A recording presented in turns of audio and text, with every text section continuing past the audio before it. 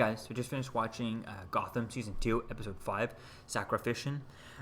This episode was pretty interesting, with the whole, the cops going after and taking on these people, and, having this task force full of rookies is kind of silly. I mean, we're getting one person dropping off every episode, which I like the fact that they're doing the one person drop off every episode. I mean, the idea of it is kind of silly, like, the idea of getting a full task force full of rookies is silly. I mean, when they first built that thing on the show, I was watching it with my dad, who's a police officer and stuff. So he pointed out right away that full of rookies is stupid. A task force full of rookies is stupid. If they're really that rookie, nobody knows they're fresh out of the academy. Penguin doesn't know who they are and stuff like that. Put them out as undercover cops instead, because Penguin doesn't know that they're cops. Penguin, all the cops who used to be paid off, the people who used to pay off the cops, don't know who they are because they're brand new cops, right? So I think that would have been interesting to see. That would have been a better route, but at least they're sticking to the whole fact that they're coming off the rookie, they're making rookie mistakes all the time. Like in this episode, the guy caught on fire from the flamethrower, and he didn't stop, drop, and roll. I don't know why he didn't just drop and roll instead of walking through the flames and getting more fire on you and more of the fuel that the flamethrower spits out and stuff. I mean, he walked through the fire just to go land right next to the Jim Gordon and Bullock, instead of just staying on his side of the fire and just kind of rolling over there away from the fire. Run away from the fire and then or run, doesn't matter which. If he had ran through the fire, which would have been still stupid to run through the fire, but like run far from the fire, doesn't matter, in either direction, and then stop, drop, and roll, it would have been interesting. Even if he kind of stop, drop, get to see him stop, drop, and roll, and then not get up, and then slowly the stop, drop, and roll kind of slow down, and he just sits there hyperventilating. That would have been interesting, especially if they had done it from afar. You could get the idea what's going on, and you could see, especially with the lighting, you could see him breathing and also see him like die right there. I think that would have been way more impactful than just him on fire, flailing and then falling, and then later on, oh, he died. There's no meaning to it. We didn't have a connection to the character, so I think seeing him die like that would have been way more impactful than just him dying and not seeing it, not knowing. I mean, we saw the fire, but we didn't see.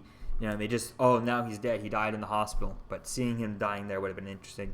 And then the whole Cat and the girl who had the flamethrower there, her storyline, that was interesting. But I would have liked to have Cat stand up for her in a more physical way, like her, attack them or attack the main guy, her brother or whatever. Or if something had happened, like one of the explosions went wrong and he was, Cat got away, but he got pinned under something, and she kind of just, slices his jugular or something. Kind of had the opportunity to kill him, but not kill him, but very seriously, not kill him, not save him.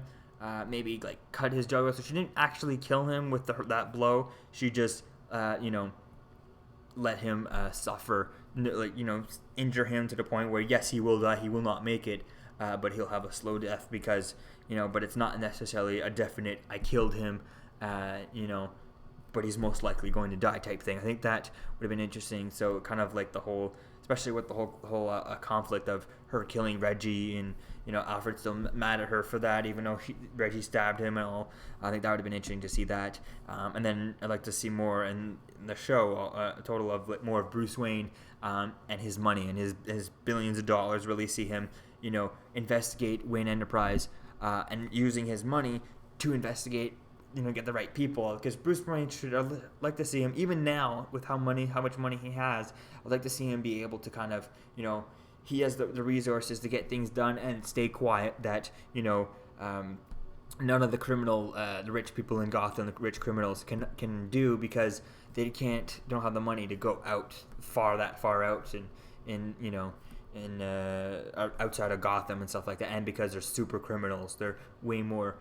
They're criminals, and because if Bruce Wayne wanted to do things outside of the law, not, more morally gray type thing, but he needed to do that to find out things about his company and stuff like that. I think that would have been more interesting, instead of just sitting with, instead of him just using Bruce Wayne, Alfred, and Lucius Fox, instead of it only being the three of them. I'd like to see, yes, the three of them, but see Bruce using his money and stuff like that. I feel like he's not using his money as much in the to investigate the Wayne Enterprise. I mean, in season 1, it was mostly just him and Selina. You know, his money had nothing to do with it. The only thing that kind of helped with that was that, you know, it's the Wayne Enterprise. He's Bruce Wayne, and they would show him around, the Wayne Enterprise and stuff like that. That's the only part that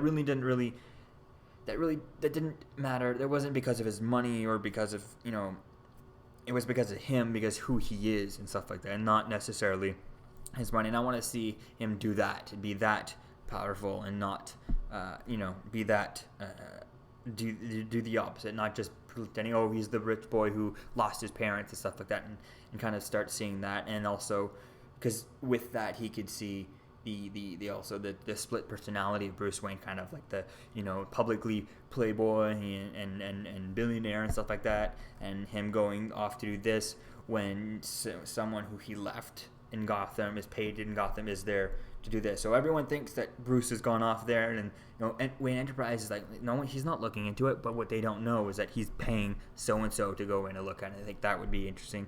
And then also we could see the whole behind closed doors, Bruce is like that one way, and in the public, Bruce is like this way. So that kind of rest of the Wayne Enterprise kind of stops watching him, stops keeping an eye on him, because they figured, he's just doing this and stuff like that and doing that. So it'll be interesting to see what we get from that, and if we get more of the whole of that aspect, and maybe with the introduction last episode of Summer or something like that, Summer Glau, I don't know, one of the new female interests there that the guy there, the guy was behind the breakout, who he introduced Bruce Wayne to. Maybe they can play with that, especially if I guess Bruce, I couldn't see him hooking up with anyone other than like Selina or something like that. Not that they would do that, since they're playing them as a different, quite a little bit of an age gap, even though the actors don't have, like, they're like, she's like maybe a year older than him. But so it'd be interesting to see more of all that. And let me know what you think, guys, about this episode in the comments below, and I'll see you guys in the next video. Peace.